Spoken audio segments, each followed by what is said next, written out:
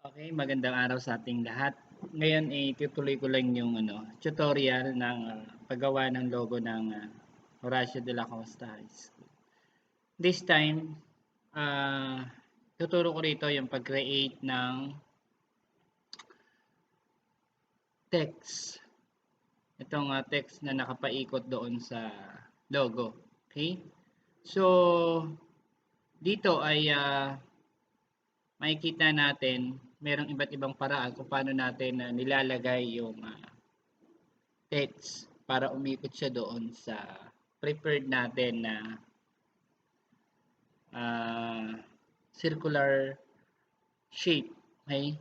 So, gawin natin yung unang step. Yung unang step ay ganito. Mag-insert muna tayo ng ellipse tool. Yan. Okay, so once na nag-insert tayo ng ellipse tool, try natin maglagay din ng bagong layer para dito lalapag sa layer 1 yung Horacio de la Costa High School. Okay? Medyo ilagpas natin siya dito sa circle na nasa loob.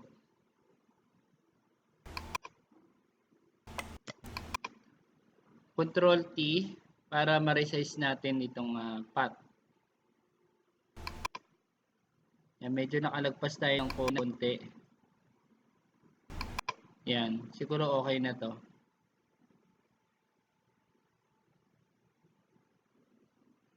Enter. If okay na. And then punta tayo sa type tool. Medyo nag-loading lang yung PC. Okay, makikita natin to na ito yung regular na mouse cursor kapag kinuha natin yung type tool. Pero pag tinapat natin siya rito, magbabago siya. So makikita nyo nag-iba yung cursor ng mouse. So try natin i-type. Lapag natin and then mag-type tayo Horacio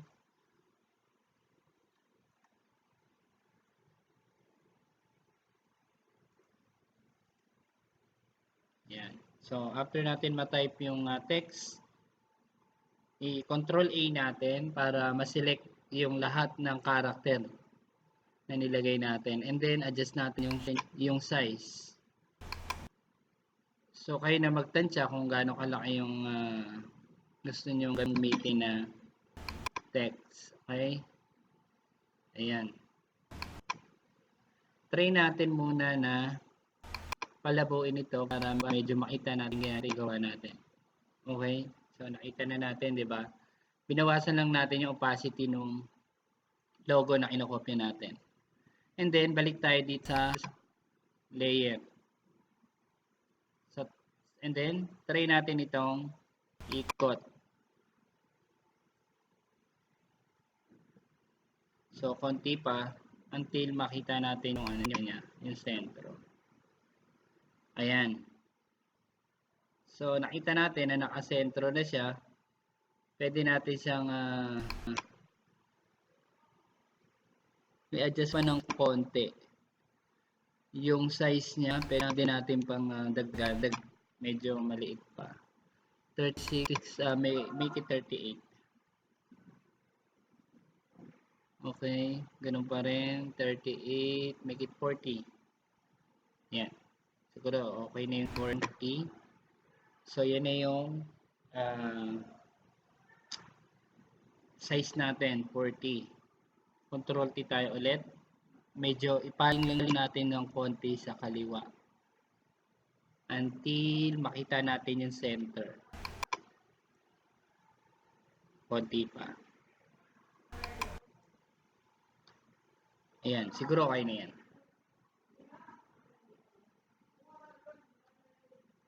And then, yan yung isang way, no? Kung paano natin ginagawa yung text na nakapaikot sa logo. Okay? So, tago ko na to. At buburahin ko na yung backpack.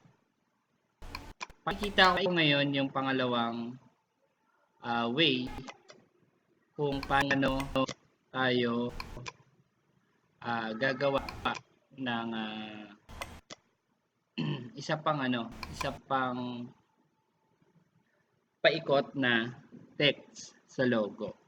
So this time ibang paraan naman yung gagamitin natin. So create tayo ng bagong layer. Dito tayo gagawa ng panibagong text na nakapaikot sa logo sa layer 1. Okay? This time, diretso tayo sa text tool or sa type tool. Type natin yung ilalagay natin. Horacio de la Costa High School. Ayan. Okay?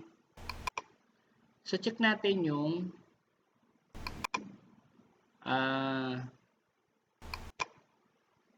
size niya. Kung okay na yan. No? Pero kung hindi pa okay yung size, bawasan lang natin or dagdagan natin. Pero mas makikita natin yan kapag nakaayos na siya. Saka na lang tayo mag-adjust ng size. Okay?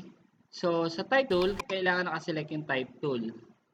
And then, sa bandang taas, makikita natin to. Create a rough text. So, select natin to. Yung style niya, sa rough text, makikita natin yung style. Naka-default none. Okay? So, choose natin yung arc. Yun. Okay. So, makikita nyo, yung text natin ay naging arc na siya.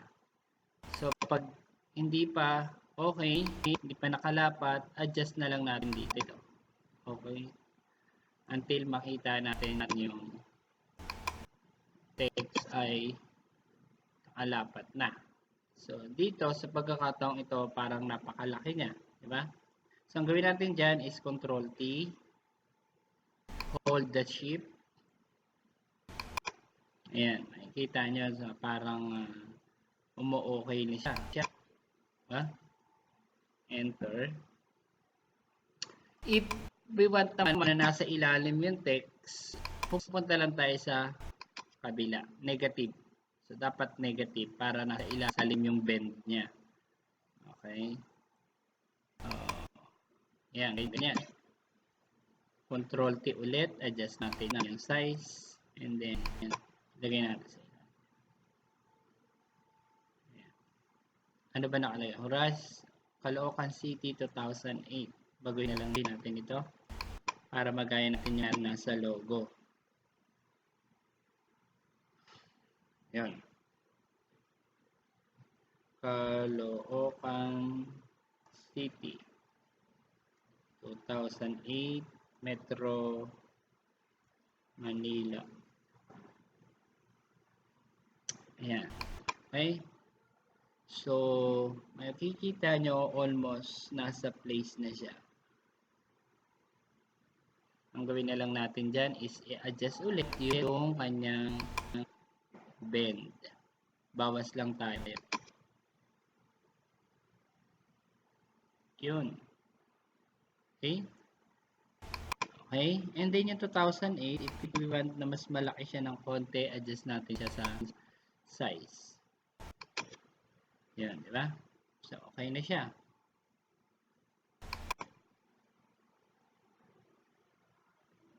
Control T. Size lang ng konti. Kasi nag-adjust tayo sa 2008. Apply. Akit natin siya using our keyboard. Ayan. So, okay na. Yung kanina, nandito pa ba yung kanina? So, kung wala na, ganun lang din yung isang way. So, ganun lang natin nilalagay yung mga text sa logo. Okay? So, I hope may natutunan ng bawat isa na nanood ng video ito. Maraming salamat sa inyong panonood.